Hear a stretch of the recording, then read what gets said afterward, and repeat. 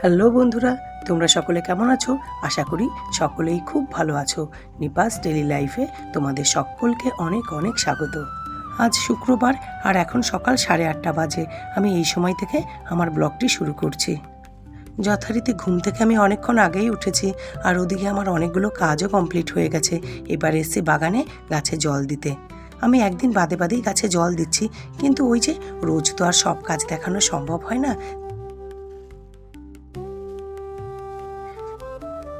আর দেখো এই হলুদ জবাটা এখনও ফুল দিয়ে যাচ্ছে, জানো তো, গাছ ভর্তি কুড়ি। আর আজকে ফুলও দুটো এসছে। ফুলের সাইজ ছোট হয়ে গেছে, কিন্তু ফুল দিয়ে যাচ্ছে। তবে আর কয়েকটা দিন, তারপর আর ফুল দেবে না, কারণ খুব গরমে না এই ফুলগুলো হয় না। আর গাছে যত কুড়ি আছে সেগুলোও দেখেছি ঝরে পড়ে যায়। আবার ফুল আসবে দুর্গাপুজোর পর থেকে। বর্ষাকালেও এক দুটো হয়, তবে দুর্গাপুজোর পর থেকে টানা এই গাছটা এতদিন পর্যন্ত ফুল দিয়ে যায়, জানো তো।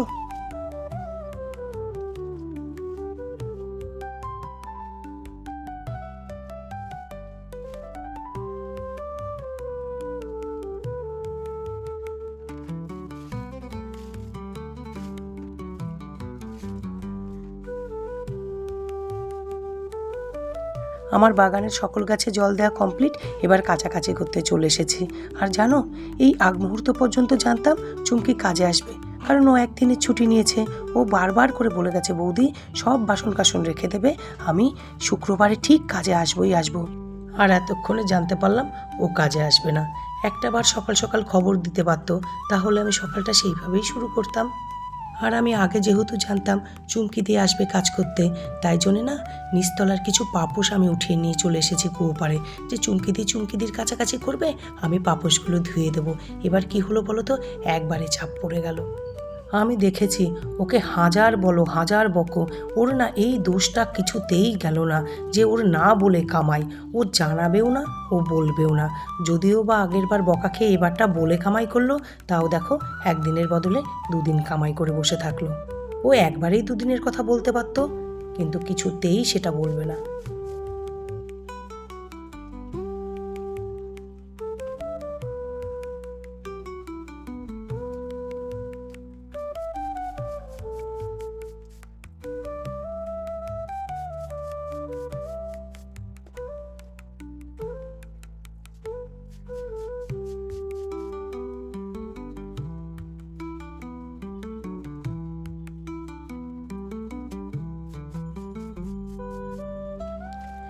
আমার সকল পাপোশ কাচা হয়ে গেল। কি নোংরাই না হয়েছিল জানো তো পাপোশগুলো। আসলে রাস্তার ধুলো তো পায়ে পায়ে আসে, আর পাপোশগুলো ভীষণ নোংরা হয়। আর তাছাড়া 1-1.5 মাস তো হয়েও গেল পাপোশগুলো কেচেছি, নোংরা তো হবেই। আর পাপোশ ধোয়ার জলগুলো না ফেললাম না, গাছে দিয়ে দিলাম। প্রথমবারের জলটা ফেলে দিয়েছি, কারণ ওটা সাবান সাবান ছিল, ওই জলটা দিলে গাছের ক্ষতি করে। কিন্তু দ্বিতীয়বার যখন পাপোশগুলো ধুলাম, তখনকার জলটা গাছের গোড়ায় দিয়ে দিলাম।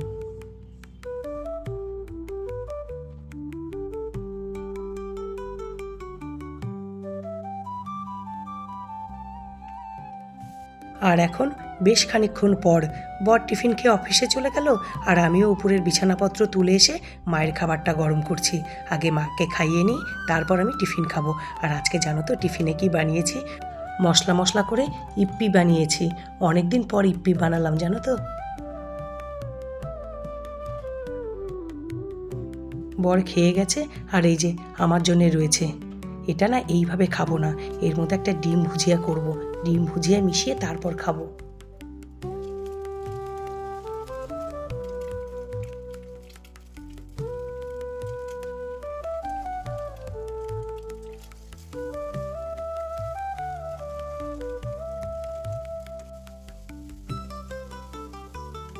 ইপ্পিটা দেখতে কি সুন্দর হয়েছে না জানো? দেখতে যেমন সুন্দর হয়েছিল, খেতেও খুব ভালো হয়েছিল। আর এর সাথে ঘন ঘন দুধের চা, আহা।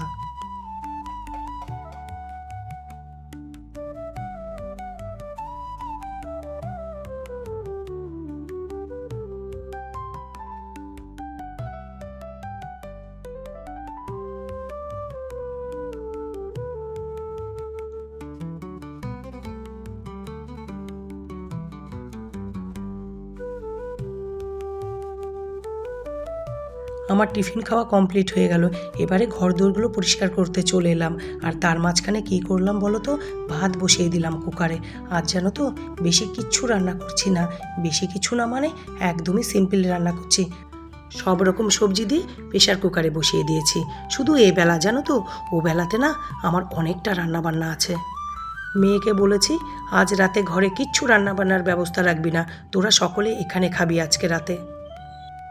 যদিও প্রসেনজিৎ নেই আজকে, ও আগামীকাল আসবে। ওর ভাই আছে, মা বাবা আছে, মেয়ে, সকলকে বলেছি এখানে ডিনার করতে। তবে জানো তো, আজকে বলেই ফেললাম, একটা ছোট্ট আফসোস রয়েই গেল। আমার মেয়ের শাশুড়ি না কোনো দিন আমাদের বাড়িতে আসতে পারলো না।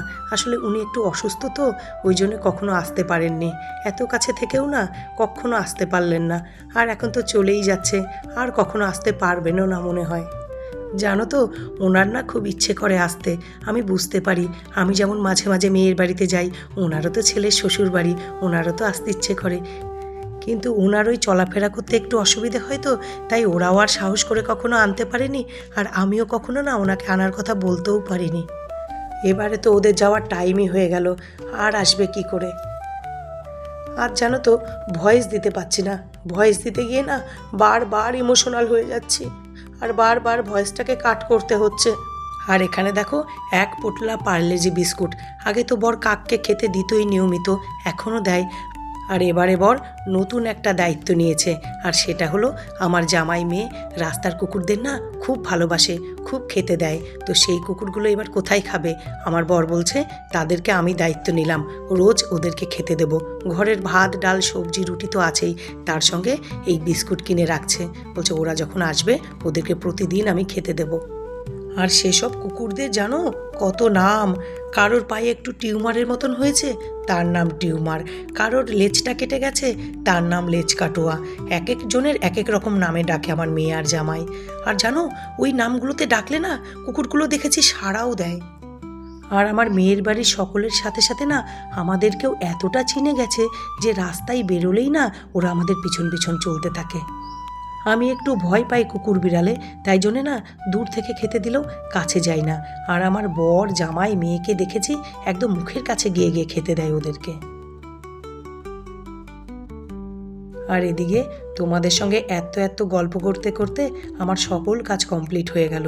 ওদিকে আমার ভাতও হয়ে গেছে, আমি গ্যাস বন্ধও করে দিয়েছি। তবে আজ জানো তো, ঘর আর মুছবো না, এমনিতেও বেলা হয়ে গেছে। তাছাড়া কাল জানো তো, সারা রাত্রির না আমার মাথা ব্যথা করেছে।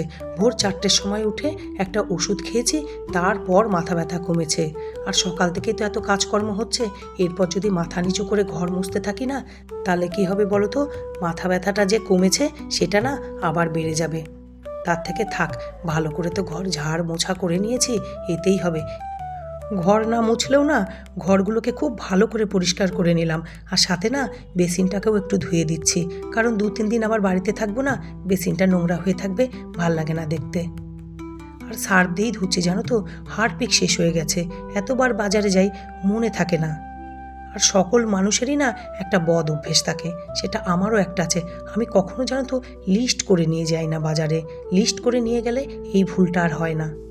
আমরা সকলেই 7 কাজে থাকি, আর 7 কাজে থাকার ফলে 7টা জিনিস মাথায় ঘোরে।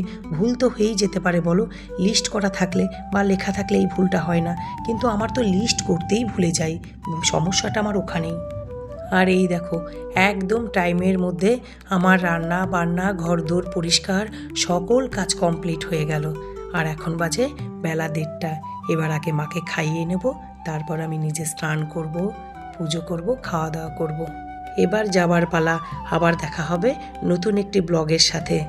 ভালো থাকবে, সুস্থ থাকবে, আর সব সময় হাসি খুশি থাকবে। আর আমার ভিডিওটি ভালো লাগলে একটা কমেন্ট করবে, লাইক করবে, সাবস্ক্রাইব করবে।